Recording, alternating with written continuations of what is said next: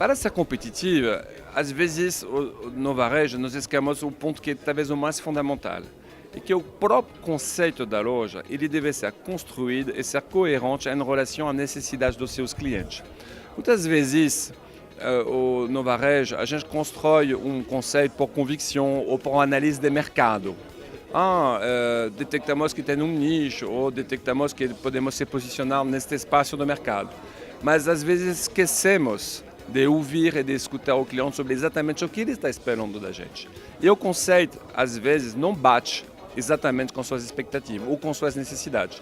Então, esse processo de escuta ele é fundamental para que o conceito seja perfeitamente adequado às necessidades dos clientes e assim você vai conquistar o melhor faturamento por metro quadrado do mercado. E quando você tem o melhor faturamento, o maior faturamento, perdão, do mercado na sua rama de atividade, é isso que eu chamo de liderança e você pode se tornar competitivo. Porque não é o tamanho da loja somente que define a sua liderança ou o tamanho do seu faturamento. E ter o maior faturamento por metro quadrado de venda, isso que define a real liderança e que permite de se tornar muito competitivo. Porque você tem um nível de faturamento extremamente elevado em relação aos investimentos realizados. Então você se torna muito mais competitivo.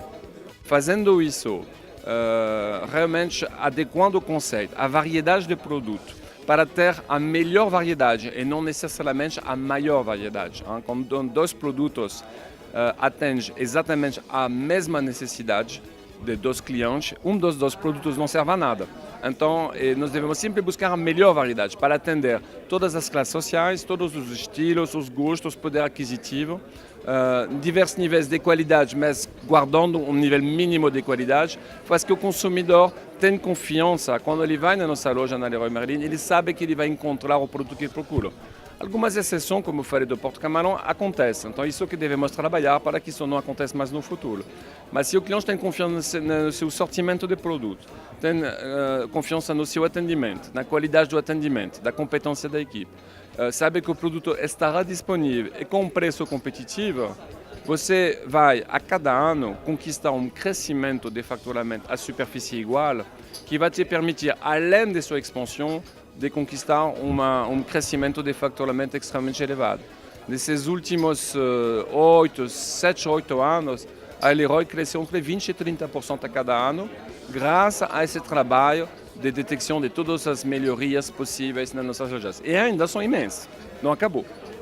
É a segunda vez que acontece o evento. Já no ano passado eu participei do evento, eu gostei muito, porque você pode ouvir colegas até de diversas áreas, porque tem pessoas de varejo, tem pessoas de serviço, compartilhar suas experiências para poder realmente enriquecer as suas reflexões sobre os temas que têm debatido, que são extremamente importantes.